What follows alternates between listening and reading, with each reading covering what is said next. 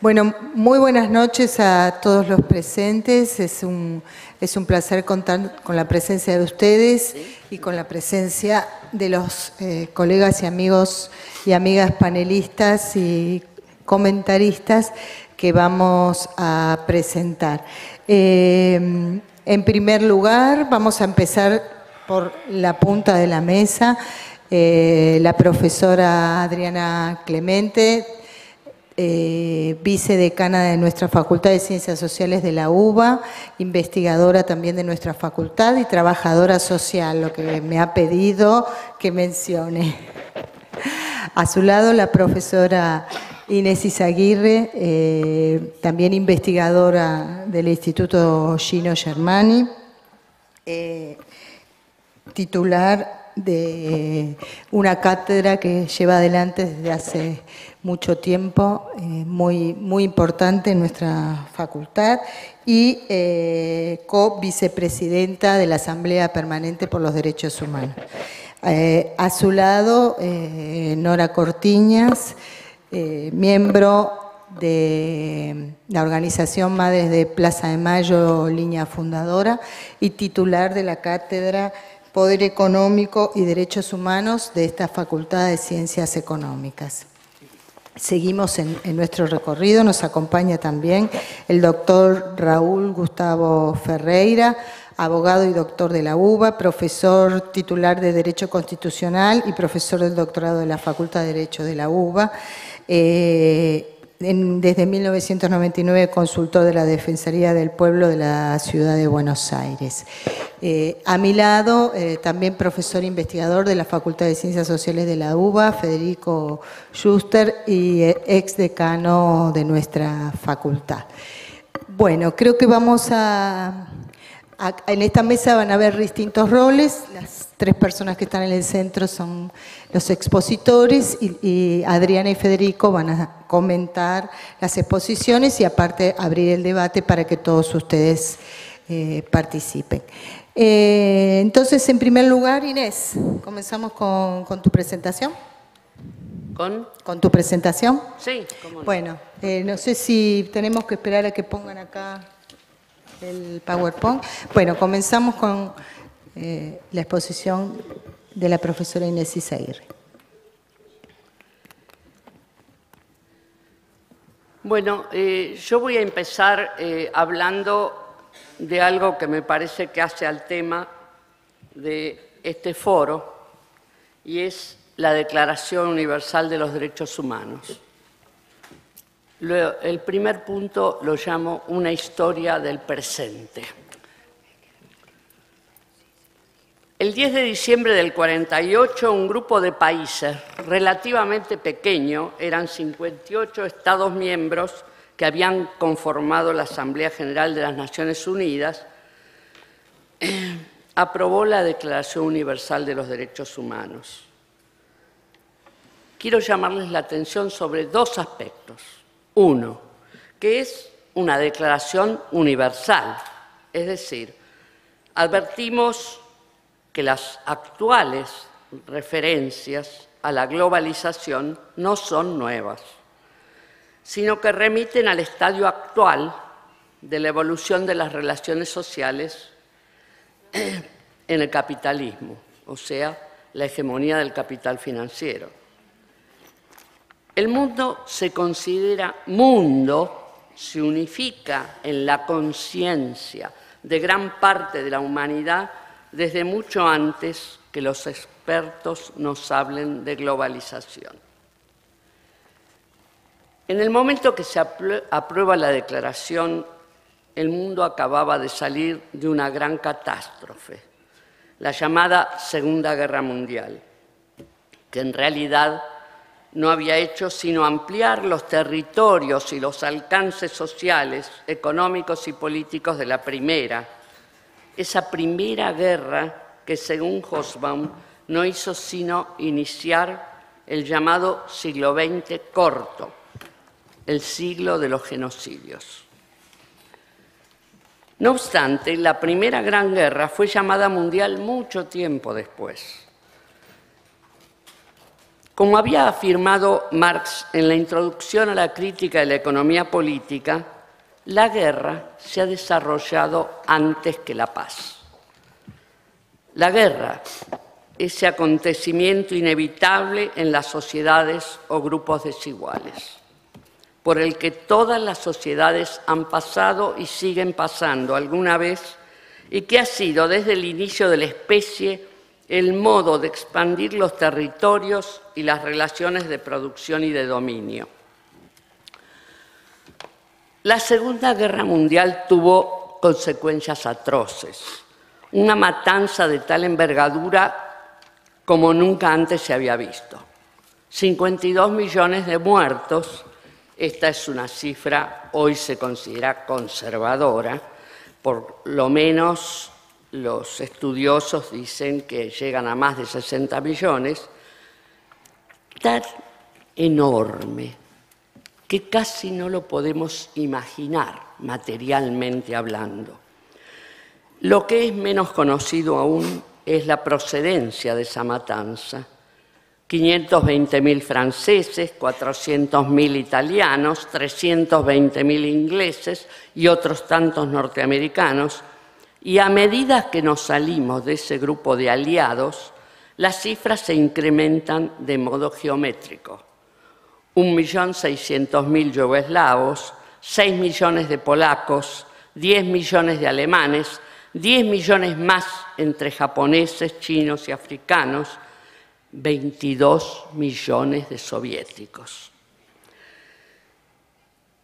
Todavía no se ha estudiado a fondo esa Segunda Gran Guerra, de la que solo conocemos anécdotas. No hay conciencia clara entre la gran mayoría de los políticos e intelectuales contemporáneos del tipo de operaciones políticas que involucró, que permitieron que a partir de ella salga triunfante el capitalismo. Proceso que se había iniciado a fines de la Primera Guerra Mundial, con la persecución de los socialdemócratas alemanes de derecha a los obreros y militantes socialistas y comunistas en su propio país, internados mucho antes que el pueblo judío en campos de concentración. Friedrich Ebert crea el primer campo de concentración en Alemania en 1923, 10 años antes que Hitler. Y en ese campo fueron internados los obreros bolches, comunistas y socialistas, que aprobaban y estaban entusiasmados por la Revolución Rusa. En el clima de dolor insoportable posterior a 1945, que junto a los procesos de Nuremberg se constituyen las Naciones Unidas y apenas 3 años después es aprobada la Declaración Universal. Es como si la humanidad por primera vez advirtiera por boca de sus representantes políticos que está al borde del abismo y que no puede controlar siquiera sus avances científicos y tecnológicos. Tuvo 48 votos a favor y 8 abstenciones. La URSS, los países de Europa del Este, Arabia Saudí y Sudáfrica.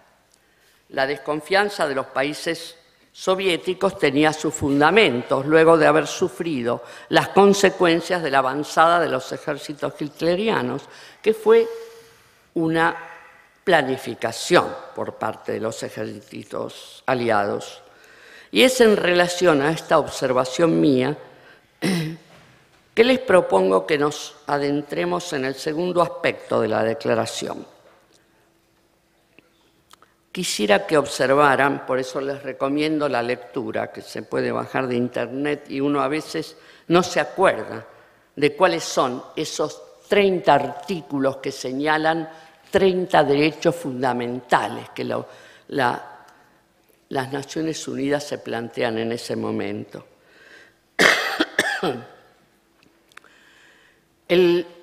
Son 30 artículos de un carácter eminentemente abstracto, en el sentido que no refieren a situaciones empíricas concretas y expresan un profundo deseo de involucramiento político.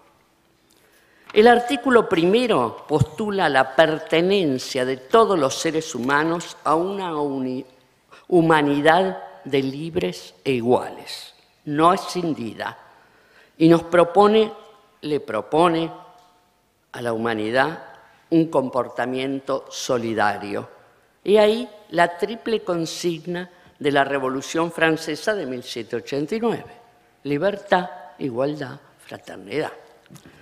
Le siguen otros 29 artículos donde están definidos todos los derechos de los seres humanos a no ser discriminados por ninguna razón, a la vida, a la libertad, a la protección jurídica, a la propiedad individual o colectiva, la defensa en juicio, la privacidad, a la educación, al asilo, a la nacionalidad, a la identidad, a unirse para formar una familia, a tener un salario que le permita un modo de vida digno, a tener un trabajo, a asociarse para defender sus derechos, al descanso, a la protección de la maternidad y de la infancia. En su artículo 5 prescribe también que nadie será sometido a torturas ni a tratos crueles, inhumanos o degradantes. La Declaración Universal fue seguida en 1949 por los llamados Acuerdos de Ginebra, que regulaban el comportamiento de los países a que estaban obligados los países en caso de guerra.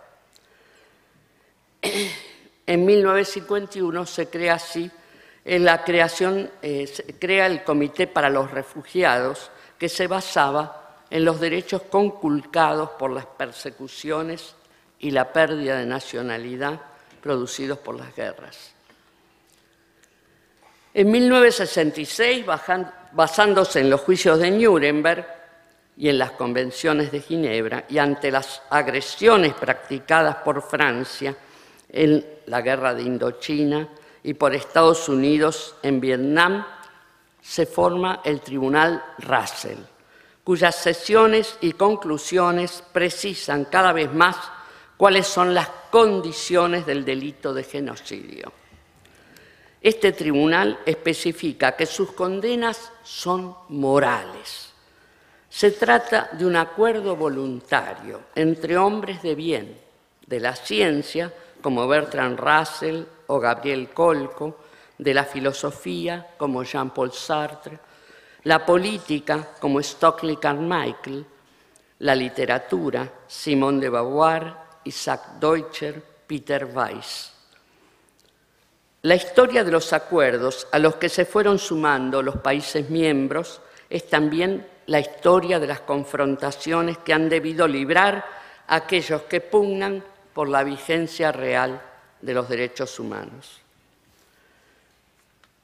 Recién en 1966 se llega a la conclusión que era necesario ir dándole un carácter más concreto a la Declaración Universal y se crean dos acuerdos que luego se llamaron Pacto Internacional de los Derechos Civiles y Políticos, los primeros que se acuerdan, y luego Pacto Internacional de los Derechos Económicos y Sociales, que 10 años después, en 1976, fueron suscritos por solo 35 países miembros.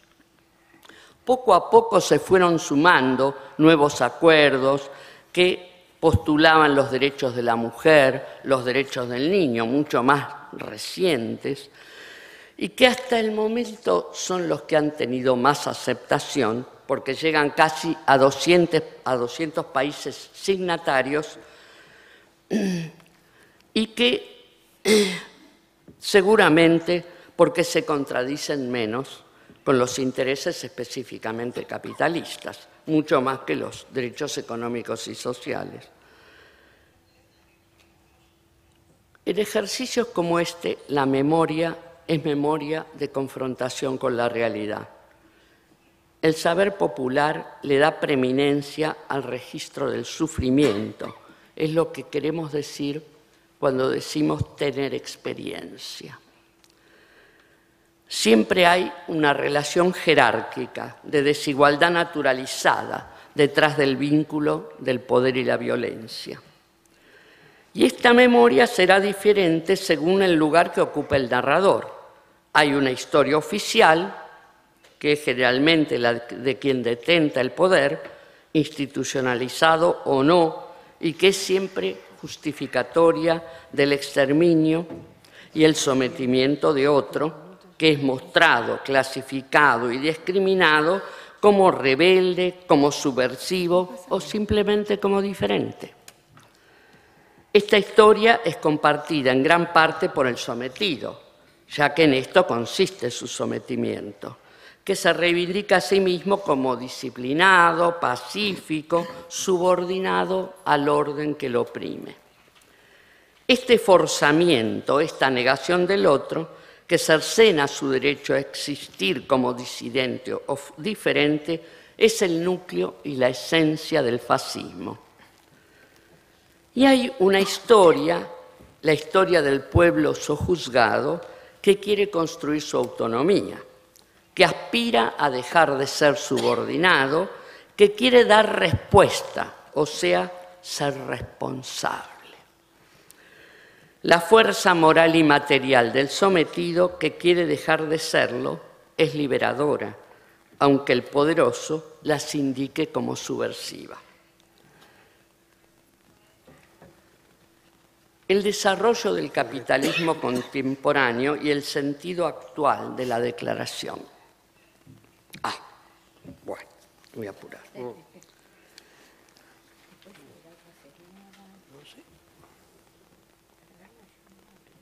¿O querés hablar último? Bueno, siempre me pasa lo mismo, voy por la mitad. Vamos a ver qué es lo que cerceno yo. Yo diría, ¿cuál es la imagen? Y le pido a nuestra amiga que exhiba el gráfico de la distribución mundial del ingreso que traje en un PowerPoint. Ese. En ese gráfico se puede ver... No, ¿es ese? No. No, así, pero yo lo quiero ver allá, para que lo vea. Sí, pero se ve en la pantalla. Bueno. Es en el gráfico de la distribución mundial del ingreso actual, de comienzos del siglo XXI, vemos que el capital, si dividimos en quintiles la población mundial, vemos que el quintil más alto, unos 1.250 millones de personas, son propietarias del 87% de la riqueza producida en el mundo. Y si vamos al quintil más bajo, el 20% más pobre, apenas llega al 0,9% de la riqueza producida en el mundo. Este gráfico nos muestra cuál es la población sobrante que el capital va señalando y que sea para eliminarla, para que se autoelimine, simplemente para que entre en condiciones que no moleste. Estas disparidades se vuelven aún más alarmantes cuando tomamos conocimiento de que estas cifras de Naciones Unidas nos dicen que las fortunas combinadas de las 250 familias más ricas del planeta equivalen a las riquezas disponibles de 2.500 millones de personas más pobres en el mundo. En el momento que se formula esta declaración, se formula el eje ideológico de lo que los países imperiales llamarían la Guerra Fría.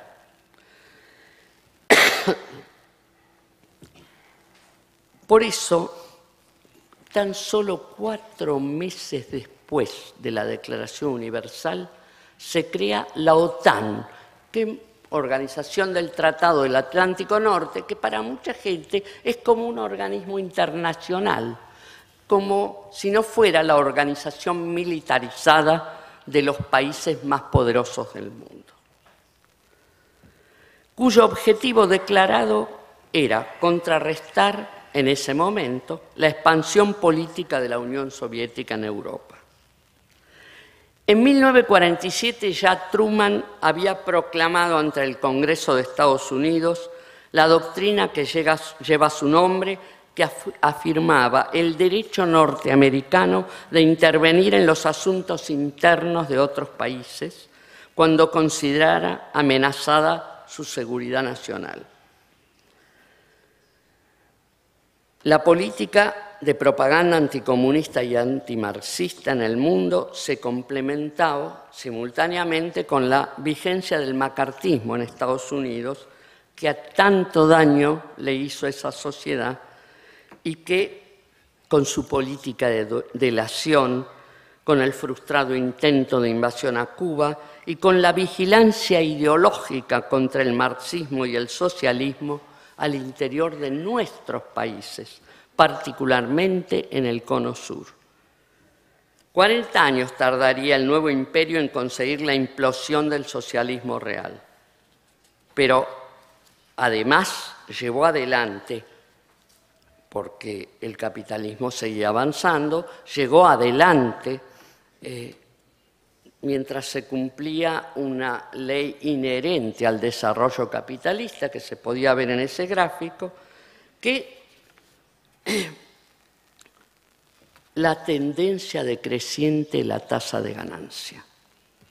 La tendencia decreciente fue contrarrestada por las políticas económicas que luego se llamaron liberalismo y neoliberalismo, ¿verdad? Y que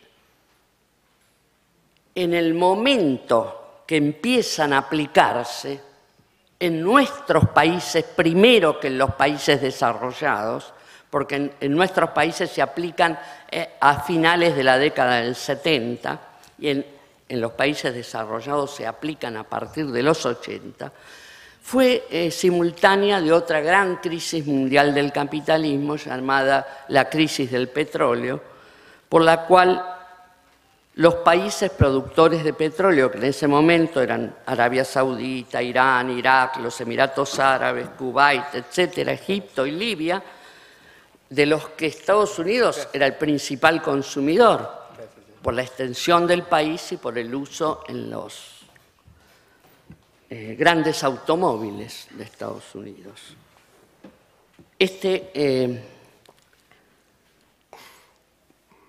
Le decretan un embargo a partir de la guerra de Yom Kippur para obligar a Israel a devolver los territorios ocupados en la Guerra de los 6 días.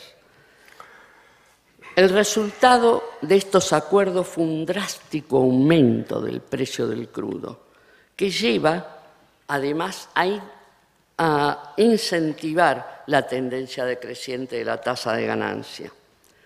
El eje ideológico siguió acompañando todo el desarrollo de la Guerra Fría hasta que a fines de los 70, es decir, de los 80, logran la implosión de la Unión Soviética y en nuestros países produce una matanza, un verdadero genocidio, después de luchar contra las fuerzas sociales revolucionarias. Y estoy hablando específicamente de nuestro país. Te pediría que, si podés, enseguida, exhibir el cuadro 1, y enseguida vamos a exhibir el otro, el cuadro 1, donde mostramos cómo el 16,5% de los muertos y desaparecidos de Argentina se producen antes del 24 de marzo del 76. En el norte de nuestro país estas cifras se duplican, y se más que duplican. En Tucumán es el 34%, en Córdoba es casi el 30%, etc. Y va bajando, estas cifras van bajando hacia el sur del país.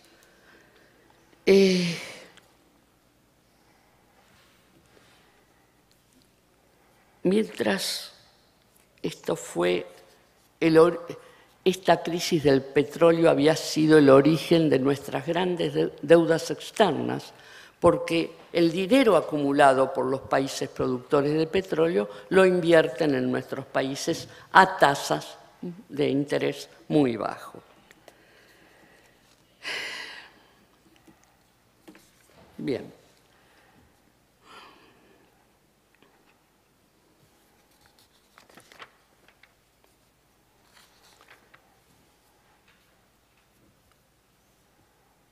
La derrota de nuestra fuerza social revolucionaria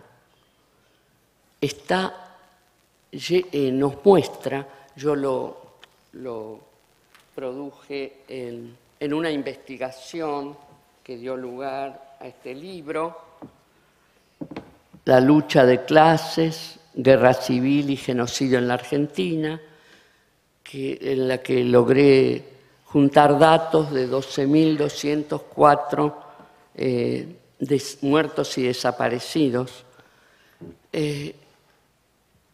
Si hago un análisis, si por favor podés mostrar el cuadro 4,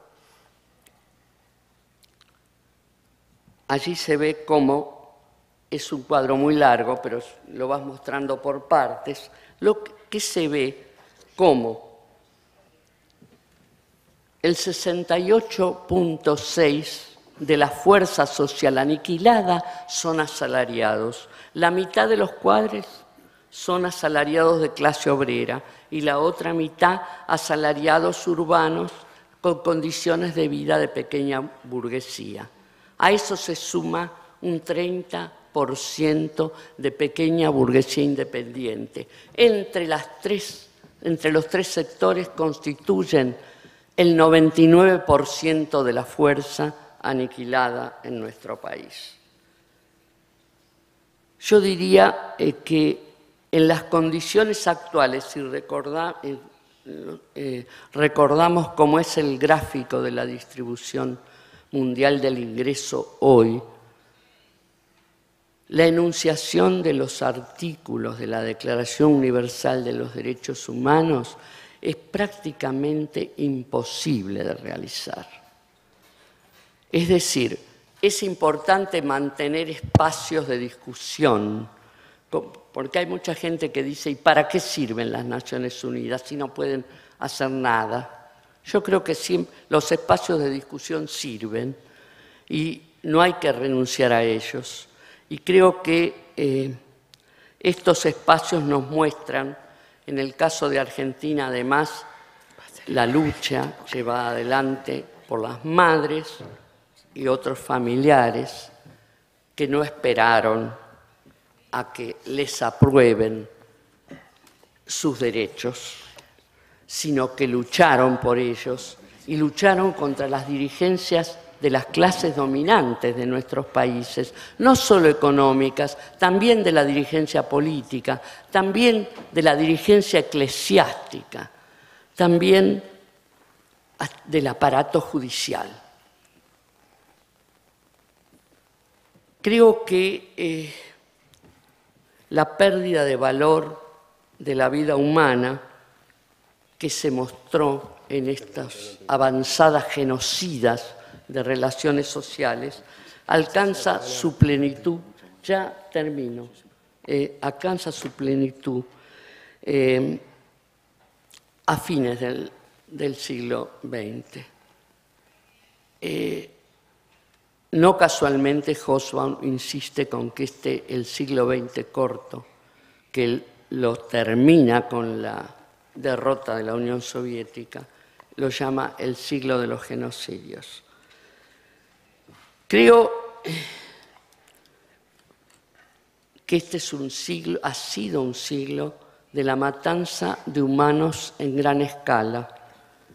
Creo que en este momento en nuestro país tenemos que apoyar la política de Estado por la cual podemos hacer por lo menos una justicia, la justicia que hacen los hombres, que siempre es incompleta, pero en la cual estamos descubriendo además todas esas complicidades de las que hablé antes. Por eso creo que el derecho y la vigencia de los derechos humanos y del derecho internacional humanitario cobra cada vez más sentido, aunque hayan transcurrido 30 años. Para muchos de nosotros y para nuestros hijos es importante que se esté llevando adelante esta política, que sea posible juzgar a los genocidas, aunque lo principal, desde mi punto de vista, va a ser luchar contra estas formas aberrantes de la acumulación capitalista que nos hablan de una distribución tan desigual. Bueno.